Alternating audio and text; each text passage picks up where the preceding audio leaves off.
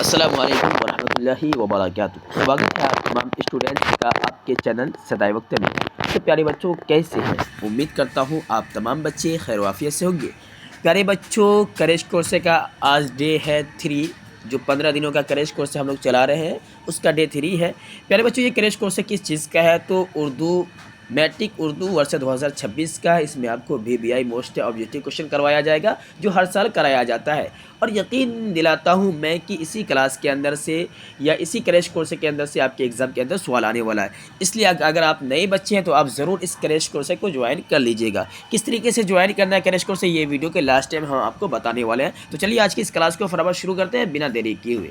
Class शुरू करने से पहले एक छोटा सा रिक्वेस्ट है आपसे कि अगर आप इस चैनल पर पहली बार विजिट किए तो ज़रूर चैनल को सब्सक्राइब कीजिएगा, क्योंकि एग्ज़ाम से रिलेटेड वीडियो और मैट्रिक एग्ज़ाम उर्दू सब्जेक्ट की फुल तैयारी आपको इसी चैनल के माध्यम से कराई जाएगी जो क्रैश कोर्स का है। ठीक है ना? तो प्यारे बच्चे, हम लोग डे 1 और डे 2 में क्वेश्चन नंबर 20 तक पढ़ चुके हैं। आज है डे 3, तो आज हम लोग पढ़ेंगे क्वेश्चन नंबर 21 से। ठीक है ना?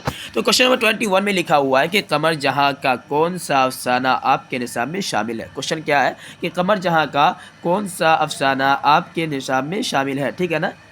तो इसका राइट आंसर आपके पास क्या आएगा प्यारे बच्चों? यहाँ पर लिखा हुआ है कि जवाब, हमारे निसाब में उनका अफसाना कटी हुई शाख शामिल है। क्या है? हमारे निसाब में उनका अफसाना कटी हुई शाख शामिल है। ठीक है ना?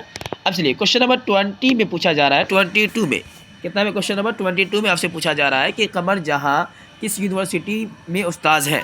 कमर जहां किस यूनिवर्सिटी में उस्ताद है, ये आपसे पूछा जा रहा है। तो आपका यहाँ पर जो राइट आंसर आएगा प्यारे बच्चों, क्या आएगा कि कमर जहां तिलका माझी भागलपुर यूनिवर्सिटी में उर्दू के उस्ताद है।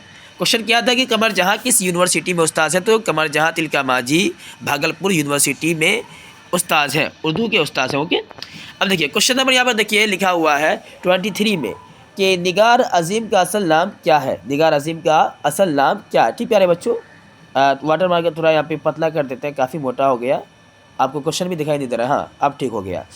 तो जवाब लिखा हुआ है कि निगार अजीम का असल नाम मलिका मेहर निगार है।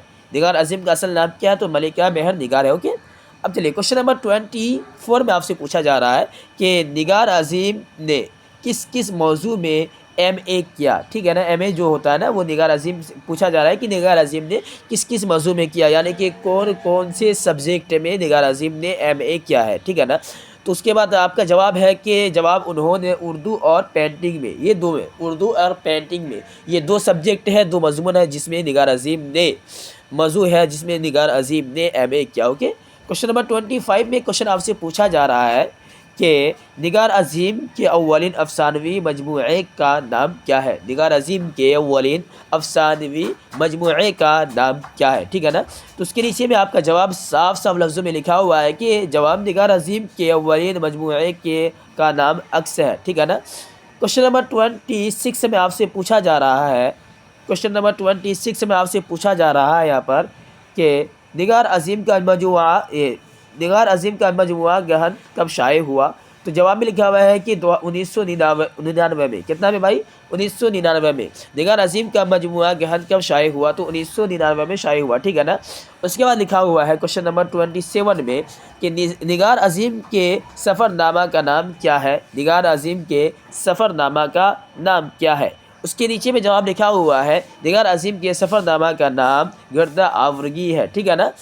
उसके बाद सवाल लिखा हुआ है कि क्वेश्चन नंबर 28 में, ठीक है ना, कि निसाब में शामिल मजमून अदब की पहचान के मजमून निगार कौन है। निसाब में शामिल मजमून अदब की पहचान के मजमून निगार कौन है? देखिए प्यारे बच्चों, जब तक आप लोग सवाल को समझेंगे नहीं अच्छी तरीके से तो शायद कि आपके लिए बनाना थोड़ा सा ये मुश्किल होगा। तो इसलिए आप लोग सवाल को समझिएगा। ठीक है ना? ये ना समझिए कि ये पूरा आपके लिए लॉन्ग क्वेश्चन नहीं है, ये ऑब्जेक्टिव है और ये काफ़ी आसान है, इसे इग्नोर कर देना, ऐसा कुछ भी नहीं प्यारे बच्चों। ये जो मैं आपको क्वेश्चन करवा रहा हूँ ये VBI मोस्ट ऑब्जेक्टिव क्वेश्चन है और हर साल एग्जाम के अंदर पूछे जाने वाले सवाल है। ठीक है ना? इस चैनल से आप लोग जुड़े रहिए। जो पिछले साल क्वेश्चन पेपर आया था उनके बारे में भी हम आपको बताएंगे कि किस तरीके का क्वेश्चन आता है, वो भी दिखाएंगे आपको स्क्रीन पे लाके। ठीक है ना? तो यहाँ पर देखिए क्वेश्चन नंबर 28 का जो आंसर है वो लिखा हुआ है कि मजमून अदब की पहचान के मजमून निगार डॉक्टर अब्दुल मुगनी है। मजमून अदब की पहचान के मजमून निगार जो है वो डॉक्टर कौन है? अब्दुल मुगनी है। कौन है भाई? डॉक्टर अब्दुल मुगनी, ठीक है ना। तो आपका ये राइट आंसर हो गया, ठीक है, अब्दुल मुगनी साहब। ओके, आगे बढ़ते हैं। आप देखिए जिस तरीके से आपके एग्जाम के अंदर क्वेश्चन आएगा ना, तो वहाँ पर इतना लंबा आपको जवाब नहीं देना है, वहाँ पे ऑप्शन दिया रहेगा, ठीक है ना। फॉर एग्जांपल क्वेश्चन नंबर 28 का वहाँ पर आ गया आपके एग्जाम में कि निसाब में शामिल मजमून अदब की पहचान के मजमून निगार कौन है? तो वहाँ पे क्या लिखा रहेगा? डॉक्टर अब्दुल मुगनी रहेगा, डॉक्टर हुसैन रहेगा, डॉक्टर खालिद रहेगा, डॉक्टर तालिब रहेगा। वहाँ पर पूरा नहीं लिखा रहेगा कि मजमून अदब की पहचान के मजमून निगार, ये नहीं रहेगा, ठीक है ना। ये आपका नहीं रहने वाला है, सिर्फ रहेगा डॉक्टर अब्दुल मुगनी है, या इसी तरीके से 3 नाम और रहेगा। तो उसमें से किसी एक ऑप्शन को आपको टिक करना है, ठीक है ना।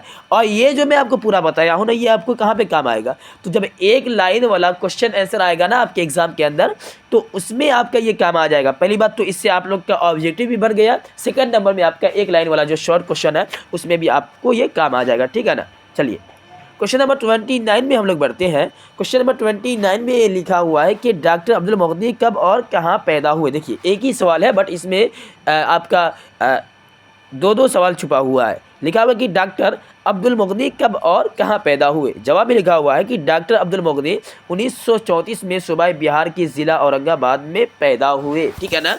तो भाई डॉक्टर अब्दुल मुगनी की अब सवाल इस तरीके से भी आ सकता है अलग अलग। डॉक्टर अब्दुल मुगनी कब पैदा हुए?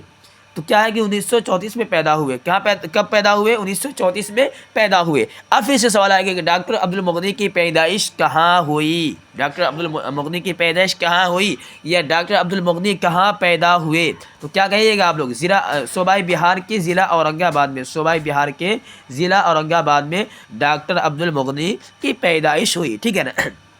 चलिए अब हम लोग बढ़ते हैं क्वेश्चन नंबर 30 की तरफ। क्वेश्चन नंबर 30 में लिखा हुआ है कि डॉक्टर अब्दुल मुगनी की 2 किताबों के नाम लिखिए। डॉक्टर अब्दुल मुगनी के 2 किताबों के नाम लिखिए, ठीक है ना। या आपसे वहाँ इस तरीके से पूछ लिया जाएगा डॉक्टर अब्दुल मुगनी की दो किताबों के नाम लिखिए, या 2 किताबों के नाम बताइए। इस तरीके से अलग अलग चेंज करके आ सकता है, बट आपको कंफ्यूज नहीं होना है। यहाँ पे जो किताब का नाम है इसको याद कर लेना। जवाब में लिखा हुआ है कि डॉक्टर अब्दुल मुगनी की 2 किताबें दर्जा झेल हैं।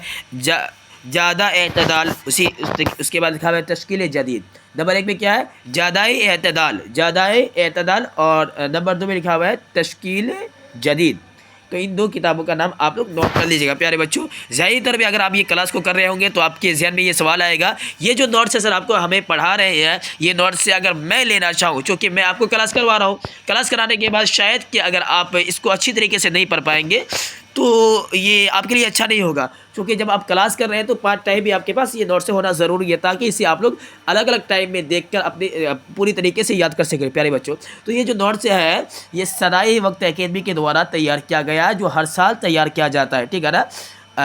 उसके बाद ये जो नोट्स है ये आपके अबू तालिब सर और हमारी टीम के द्वारा तैयार किया गया है। इसमें क्या लिखा हुआ, क्या क्या बताया गया? लिखा हुआ कि BSMEB यानी कि बिहार बोर्ड की तरफ से BSEB लिखा हुआ है यार। BSMEB वो मदरसा बोर्ड का हो गया।